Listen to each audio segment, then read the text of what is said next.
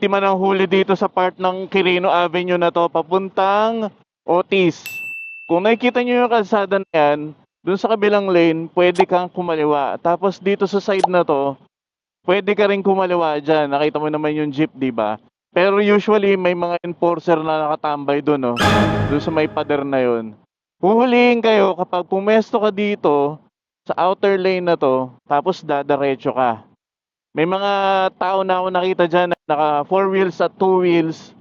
Pero, hindi ko alam bakit nila hinuhuli. Kasi yung road markings na yon nakalagay, ibig sabihin, pwede kang lumiko at pwede ka rin dumaretso. Kung sakali man, nahuhulihin ka o mahuli ka dyan, dapat ipagtanggol mo yung sarili mo, yung karapatan mo. Dahil may nakalagay na road marking na yon na pwede kang dumaretso sa lane na yon. Kaya, mag-iingat mga play at alamin nyo yung mga road marking sa kalsada para lahat tayo merong alam.